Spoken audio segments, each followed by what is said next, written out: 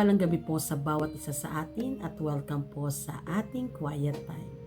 Mga kapatid, tayo po ay magsalo-salo sa salita mula sa Biblia at sa panalangin. Basahin po natin Mateo 1 verse 21. Magsisilang siya ng isang batang lalaki at Jesus ang ipapangalan mo sa sanggol sapagkat ililigtas niya ang kanyang bayan sa kanilang mga kasalanan. Gaano po kahalaga ang iyong pangalan? Paano natin pinapahalagahan ang ating pangalan? Sa konteksto ng mga Pilipino ay napakahalaga po ng integrity ng pangalan. Kung saan ay yung kahulugan ng pangalan nila ay maisapamuhay. Sa ating pong binasa, isang pangalan ang nabanggit.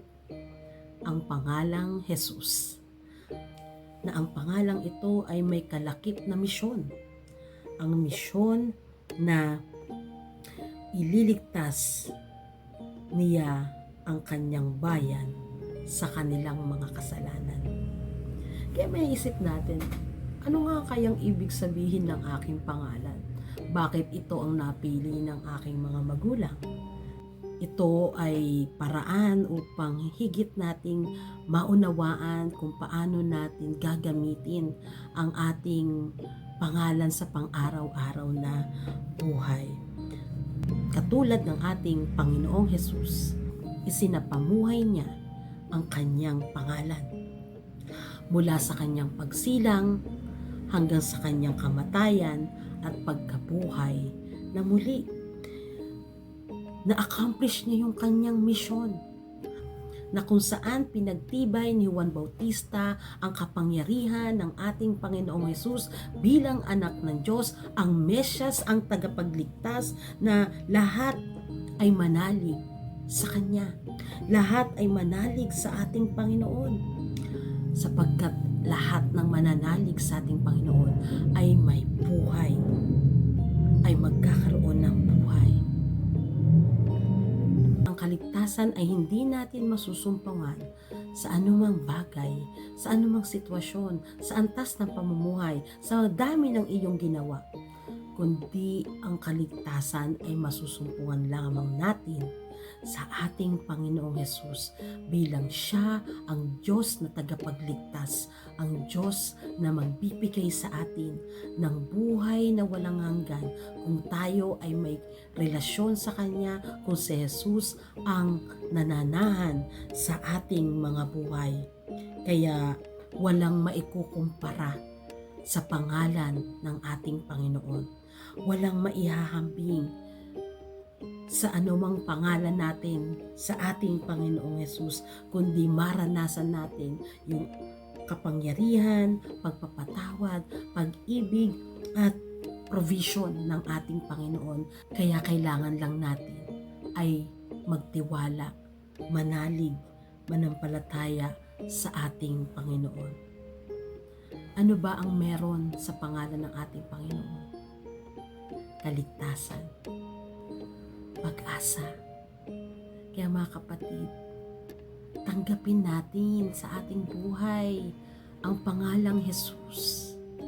Maisapamuhay natin ang ating Panginoon bilang siya ang Diyos na tagapagligtas at angkinin natin ang salitang ito na magsisilang siya ng isang batang lalaki at Jesus ang ipapangalan sa sanggol sapagkat ililigtas Kanya, sapagkat ililigtas niya tayo, sapagkat ililigtas niya ang bayang Pilipinas, sapagkat ililigtas niya ang kanyang iglesia, sapagkat ililigtas niya ang ating sambahayan, sapagkat ililigtas niya tayo sa ating mga kasalanan. What a powerful name of Jesus!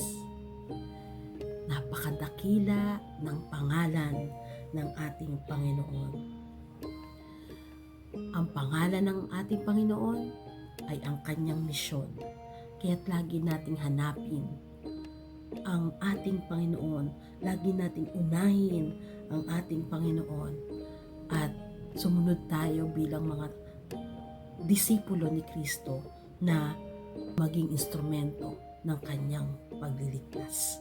Tayo ay manalangin. O Diyos na dakila sa lahat, purihin ka. Dakilain ang iyong pangalan. Salamat po sapagkat ikaw ang aming Diyos, ang aming Mesyas, ang aming tagapagligtas, na dahil sa inyo, O Diyos, meron kaming pag-asa, meron kaming nilulook forward na buhay na walang hanggan. Meron kaming kaloob na buhay mula sa inyo. Kaya't sa oras na ito, patawarin niyo po kami sa aming mga nagawa na hindi ayon sa inyong kalooban. Nagpapakumbaba po kami, O Diyos. Tanggapin mo ang aming pagdulog na ito. Gayun din, Panginoon, dalangin ko po na ang bawat isa sa amin ay lagi namin pahalagahan ang aming pangalan bilang iyong mga tagasunod, na kung saan si Kristo, ang aming Panginoong Diyos na sumasa amin, ay maisa pamuhay namin na tatak sa amin yung identity ng kabanalan ni Kristo, upang kami ay magkaroon ng inspirasyon na gawin ang nararapat, gawin ang mabuti, gawin ang kalooban mo. Nawa, Panginoon, ang iyong misyon ang maging aming inspirasyon. Ang kaligtasang kaloob mo sa amin ay gamitin namin upang lumago sa aming pananampalataya.